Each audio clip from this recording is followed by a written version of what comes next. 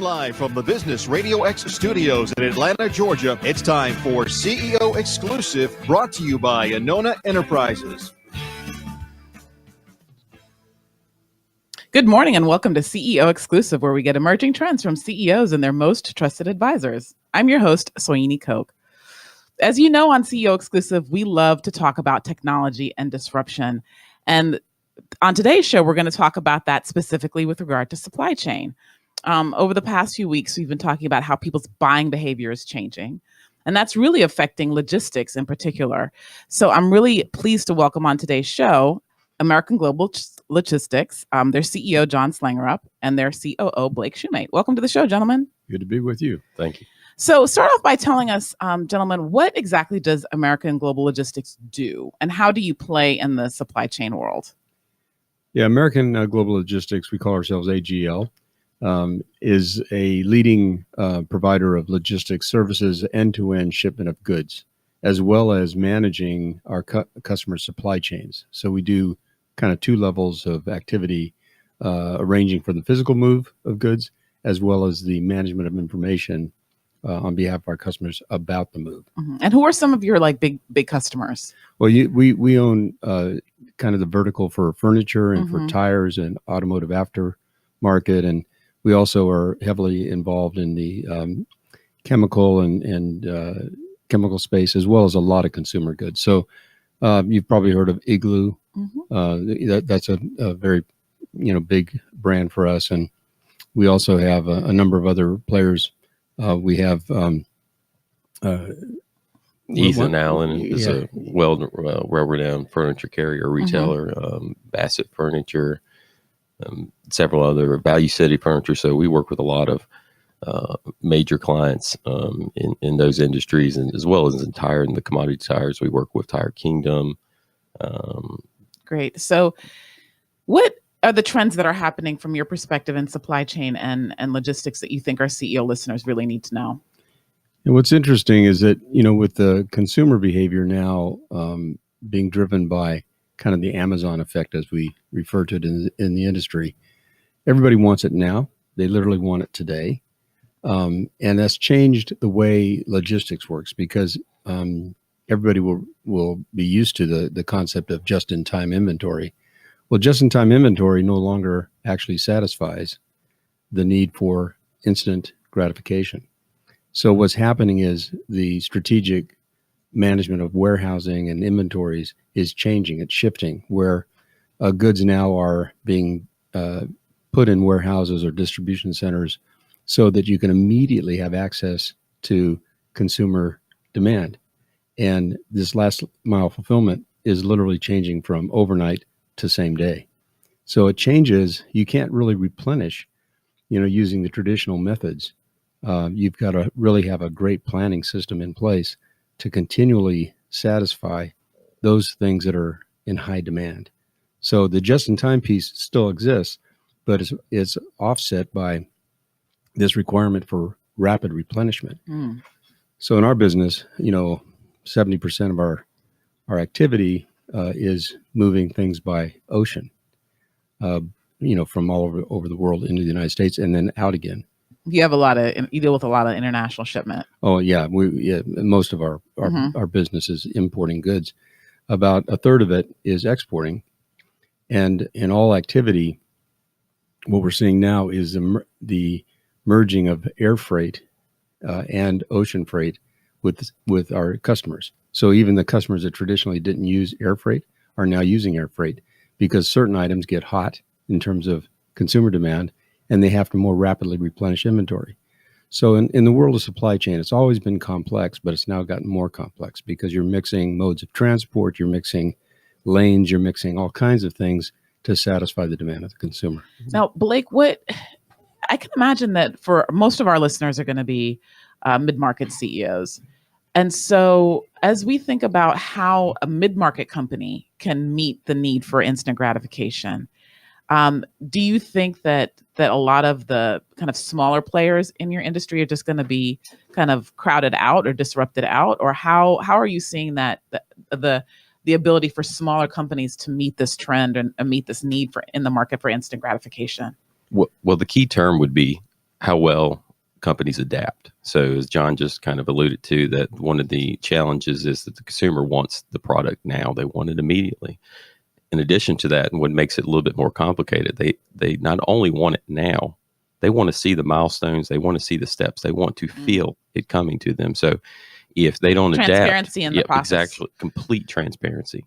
So if you can't adapt to what the consumer wants and change the way you order product and pull in technology and resources that actually deliver that level of transparency, that's the key. You have to be able to adapt. You have to be able to pull those tools in. And, that's what we do for a lot of our customers. We have the technology, we have the network. So, we don't come in and offer the solution that is know all be all. We come in, examine the customer's process, and develop a supply chain solution that meets their needs, that meets their consumers' needs. And so it's really purpose built specifically for that customer. That way they can compete, that they can adapt to the consumer trends. And what are the places where you think companies are struggling the worst with meeting this instant gratification? I think it's a mentality. We're in a lot of traditional industries that are now grappling with the online, shift, because it really is something that has moved very rapidly. Yeah, I think about Wayfair. If you think about furniture, I'm seeing all these commercials for Wayfair. That's right. And Ethan Allen is like, why would I go to Ethan Allen when I can get it delivered to my house, But and so what they do is they have to differentiate just like everybody else, because Ethan Allen's a very quality, furniture company. Bassett, same thing. They're doing very, very well, but they're having to differentiate what they're offering to the marketplace, and they're having to adapt. So you're seeing more and more online capabilities for those companies. They are trying to be more specialized in how they do things. But the bottom line is that everybody looks over their shoulder at these companies that are pure e-commerce oriented companies, led by the big ones, of course.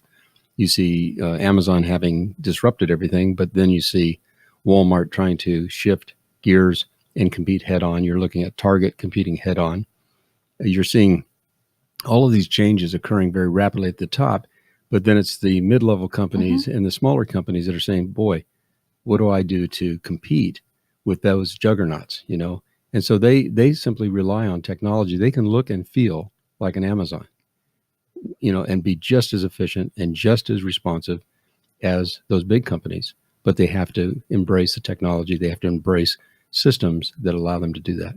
Well, I would think, and you can correct me, that the cost of that would be prohibitive for mid-sized companies. Like you just can't have the kind of technology budget or innovation budget that Walmart can have if you're a mid-sized player, niche player in furniture or whatever. So tell me if I'm wrong. How do they do that? Yeah, actually, the opposite is true. Okay, that's why we're here. Yeah, the opposite is true, because in fact, what technology does is kind of even the playing field, in my view. And you can talk better to this, Blake, than I can, because you've built so many of these. But the bottom line is that you don't have to own the technology. You don't have to own the resources to create a supply chain that's as responsive. You can rely on companies like ours to provide that to you. And we provide it to the big guys. We provide it to the small guys. So for them, the playing field becomes equalized, and they're able to respond very effectively. All right, Blake, go ahead.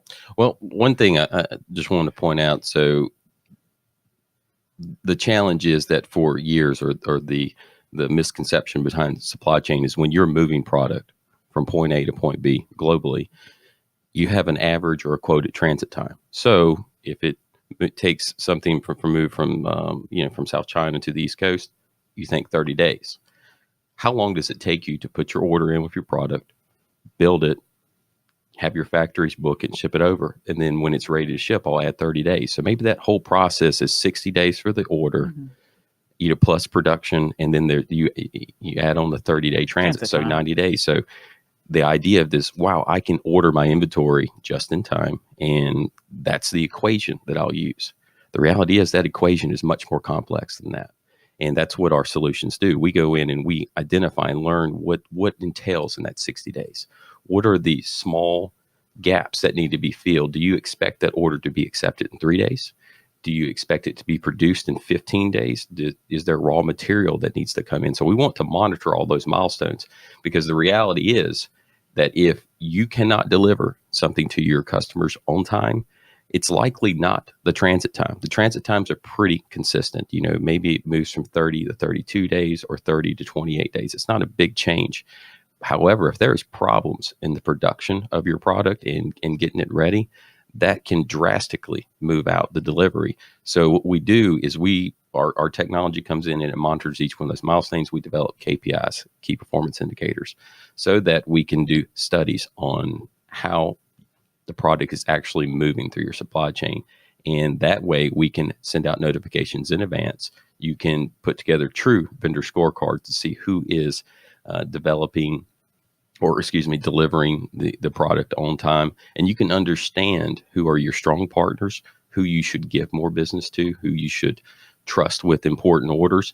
And once you have this accurate timeline, you will see that your true average is not this ill-perceived 90-day lead time for ordering your product. It's actually more like 96 days or 97 days, and then you can begin to order. And so now that you understand how your actual production line works within every milestone of your supply chain, you can begin to do other examinations in terms of customer trends, fulfillments of the products from each one of your DCs, and so that you can start to bring it in. A distribution center. So. Okay. Yeah, it's interesting because it's complex in the conventional sense, but then you add the component of expedited freight to it, and then the whole thing changes yet again. So you have ocean freight moving all of your goods in a very predictable way. Then suddenly something hot starts flying off the shelf and you run out. Well, the last thing you want to do in this world is run out of inventory. So what happens is you expedite freight and you run it by air. So our system adapts to that. It tracks everything through the purchase order process, through the fulfillment of it, and it's providing continual alerts, and it's adaptable so that you can move on a dime if you need to and bring in product on an expedited basis. The other thing too is if you look at a supply chain, the reason why it's called supply chain is because it's a series of links, and each one of those links represents a handoff point, right? And that's where the efficiencies are lost or gained, because every time you're moving something from one person to the next, that handoff point is where it can be held up, it can be lost, it can be damaged. Whatever happens during those handoff points is where we can save our customers their money. And in fact, in a highly efficient supply chain, it may run 30% cheaper to run a highly efficient, highly automated supply chain than it would an inefficient one. So our customers actually make a tremendous amount of money by investing in the technology, investing in the services we provide. If we didn't do that, we wouldn't be in business. Isn't that true of everybody, right? We all have to create value. That's right. So as you said that, this is just to go back to it, in that chain and, with this need for instant gratification, where are the places that you're seeing, you said it's likely not the transit time. Where are the places that you think people need to be paying attention to, and where are the most sensitive, do you think, if it's not transit time? Because I always thought that was the problem. I like to view, I like to think of it. It's not one single answer. If you're not looking at every variable in your supply chain equation, then you need to correct your perspective. You need to examine how the product is put together. You need to make sure that you do stay on top of your transit and you're examining it, but you also want to examine market conditions, such as if there is a strike at a port, if there are equipment shortages. And as long as you have complete monitoring of every milestone, then you have the ability to pivot. And that's one thing that we offer to our customers. So as John was alluding to, if there's a breakdown in the production of your goods and you had planned to ship it the absolute cheapest way because it's the best thing for your company. However, because of the integration that we have in our platform, we see that your customer's deadline is approaching. So you get alerts, you get notifications to change it, to move from an ocean shipment into an air shipment. That way you deliver your product on time. So just in that example, maybe product arrives to a particular port or terminal, and we can very easily reroute it to somewhere else that avoids the strikes or weather conditions or potential equipment problems that will still allow the customer to deliver their goods to their ultimate consignee. Mm-hmm. And building on that, what happens is a particular distribution center may have a certain stock of goods. If they start to run low and the product is moving out of that distribution center, we can actually intercede and move things within that supply chain flow and redirect it to another distribution center. So the key thing here is inventory management becomes just as critical as supply chain. So the inventory piece, which is part of the supply chain, and the ability to respond to consumer demand and consumer activity is really critical. And this whole thing, when you think about the way supply chain became sophisticated, in the early days, it was the UPSs and the FedEx that kind of developed and implemented this whole idea of custodial control of your shipment. Then later on, they added information content, and information became even more important than the actual shipment itself. So the control of the information end to end, the custodial control of information, is really been around for 30, 40 years now almost. But it didn't really develop into the conventional supply chain world until more recently. So what we're engaging now is the ability to satisfy the new consumer, the millennial that really is interested in understanding what's happening with their good. They want to know where it was produced, what it was made with.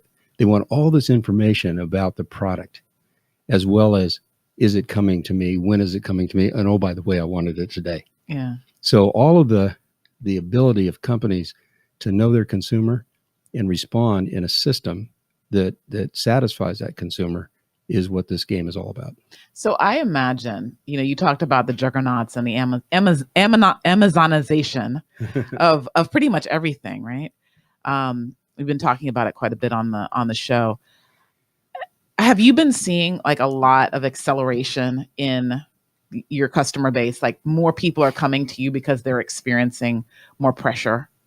Are you seeing like an acceleration or a lot of growth in your client base because of that? Well, yeah, I can put it in very specific terms. A year and a half ago, 95% of our business was ocean freight.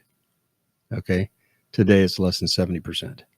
So what's happened is there's been this tremendous, and if you've read anything about, trade and modes of transport, you'll know that there's a overcapacity and slowing demand for ocean freight, but a crazy demand for air freight. Well, why is that?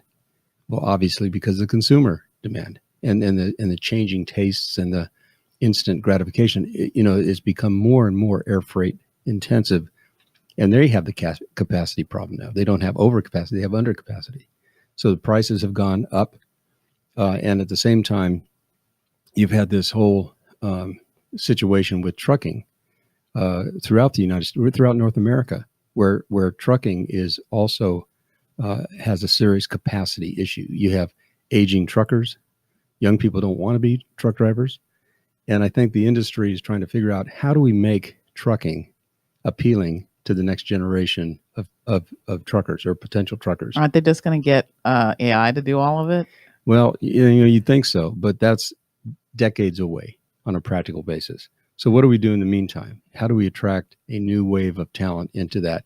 Same thing on the air side, you're running out of pilots. So it's a tough world out there, because these jobs are not as appealing as some other jobs for the younger generation. So you got to make it cool. You got to make it tech oriented. You've got, and what's happening in those environments with trucks, with airplanes, they are very tech cool. So, you're attracting a lot of neat people to that now.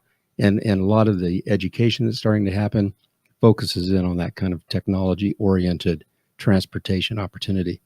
So there's a lot of issues, a lot of complexity in the whole way we continue to fulfill on an effective basis in an ever-increasing demand environment, ever-increasing speed to market, ever-increasing instant movement or fulfillment. So, it's something that all companies are grappling with. Nobody's immune. Mm-hmm. Yeah. Great. Well, listeners, we're talking to American Global Logistics, their CEO, John Slangerup, and COO, Blake Shumate. I want to turn the conversation now to talking about you and your leadership and how you're building this fast growth company. I would love for you to share with our listeners, like, what are you learning about how to have fast growth and how to change, and what is it that you would say from an internal standpoint is really contributing to your ongoing success? Well, Blake's done a fantastic. He's one of the founding members of the company, and he's built a tremendous culture of excitement, and it's a young place, right? The folks we bring on are oftentimes either coming into the workforce and learning something new, very bright out of college, is very technology driven. So we're attracting that kind of talent, but we're also attracting veterans. We make a concerted effort to bring in veterans because why? Well, veterans are the ideal candidate for a company like ours because they are, for the most part, trained in logistics. There's nobody better than the military in managing logistics. So we bring that type of talent on. But more importantly, our view is as the workforce has evolved and changed, and as millennials have become more and more prominent in the workforce itself, there's different things that people are attracted to in businesses. We have always been in our development of the company mission driven, very focused on values, very focused on what is the vision and what is our mission. And so we specifically look for people that appeal to that they want to be part of something bigger than themselves. They want to be part of something that's changing industry or changing the world for good. And there's, supply chain, you have to try to make that fun and exciting and doing that's no easy task, right? You have to make everything kind of fun and, I call it sexy. I mean, you've got to be able to attract people to this industry. So we do that, and we do that by really living a set of values that the employees represent. And in my view, when you look for folks, you don't look for people just like you. You look for people that add diversity to that set of values. You want to know where you aspire to a set of values. Well, where do you have gaps? So you look for people that help fill those gaps. So to us, it's very values driven. We live our values. We make a big deal out of it, and it's very, very exciting. Mm-hmm. Yeah, we want individuals to embrace change, because if you can't embrace change, then you will have a failure to adapt. And that's all our industry is doing with technology, with our customers. They need to adapt to what their consumers' needs are. We need to do the same. We need to adapt to our customers' needs. So that's why we're using our network. We're using our technology, and we're adapting all of that to their needs. And we want the mindset of every individual, from the receptionist to our logistics operators, our logistics coordinators. We want them to listen to our customer, develop a solution that fits their needs, and just embrace the change that needs to happen in order to fulfill that need. And ultimately, at the end of the day, that delivers customer satisfaction and great customer service, which grows the relationship. And I think that attributes a lot to our growth over the past 10, 11, 12 years. Mm-hmm. So one of the things that comes up a lot on the show is this notion of values and being mission driven. But what does that look like in real life? Those are easy words to say. They are. Very easy words to say. What does it look like in real life? Well, let me give you an example. I'm newer to the company. I was part of the group that bought the company a couple of years ago, and so one of the things that impressed us when we were looking at AGL was, in fact, this incredible set of values that seemed to be ever present in the organization. And one of the ones that hit home to me was one of the values, that the fifth value actually is we give back. And everybody says that, everybody talks about, giving and contributing to the community, or, being a good corporate citizen, all those sort of things. But the way it has been manifest over the years at AGL is that the employees actually are encouraged to contribute their time up to 20 hours a year in community service. or to a registered charity. And so they can do more than 20 hours, but we give them 20 hours of paid time to do that. And in doing that and giving their time, they record it. There's we have a little web-enabled system to record their time and the activity they've chosen and so forth. And at the end of the year, we monetize their hours. And we then write a check as a company to their charity of choice. And for them, so they both give the time and they're able to deliver a check to their charity. Now, I don't know how that sounds to you, but in our company, that is like sacrosanct. You cannot mess with that. You can't touch that program. Can't touch that. You can program. cut other places. You can cut the donuts on Friday, but don't cut that. Don't mess with that, because for them it's a real representation of how you can express a value. And so what we try to do on everything else, we one of our values is innovation. Well, that comes down to how we work together to address system improvements, and we reward that. We compensate based on people's ability to do that. But every value has to have a tangible element to it, so you can actually live it or see it in practice. So values are important, and sometimes they're embraced so hard that you can't possibly shift that value. And the values have to be the employees or the organizational values. They can't be my values. They can't be Blake's values. They have to be the organization's values, and they have to be organic. They have to come up through the organization. And one underlying message with how we handle our community give back, our initiative, it's really empowerment. We're empowering our employees to take control, to take accountability for their time, and even deliver something to a customer. Internally, when we do our just day-to-day jobs, when we're working with our customers, we want them to feel empowered on how that they create a solution for their customer, how they deliver customer service. And it sounds really cheesy, but one of our big mottos is that we are literally a family. So that what a family is that we sit around a table. What does a family do? Okay, so throughout the year, you argue with your family. You have these really hopefully intense, a functional family. Exactly. You have these really intense, not a dysfunctional family, but a functional one. You probably want to put that qualifier in there. Yeah, very, very functional family, very functional family. But you have these very intense, discussions, arguments even. But at the end of the day, you support one another and you listen to one another and you value each other's advice. So, that's the way we want our employees to feel about what they're doing in external activities with community giving, so that they embrace it and do that with their internal activities, both with working together and working for their customers. Mm. And we take communication very seriously. And my view of communication is that I treat our employees just like I treat our board.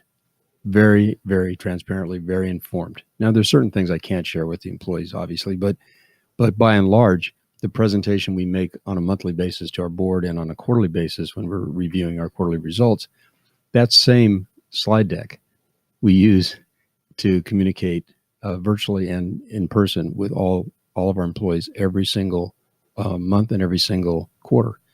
So they're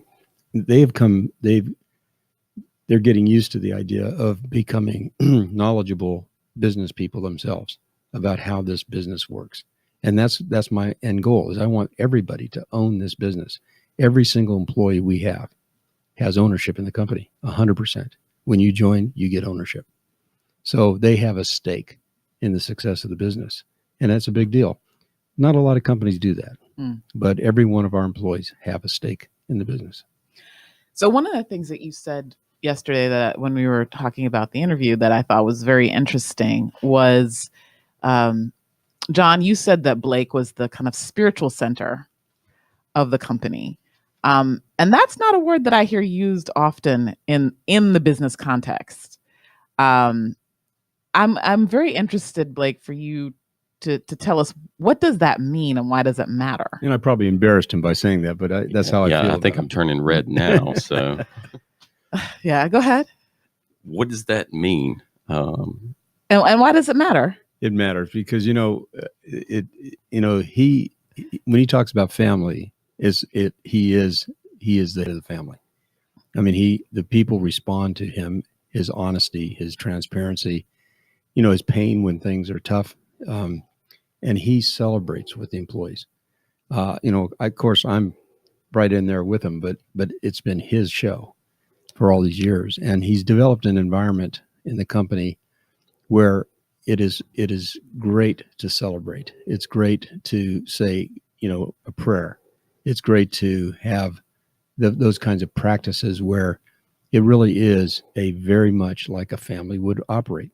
So that's what I think this is about. And he's embarrassed, but the truth of it is he really is the heart of the company.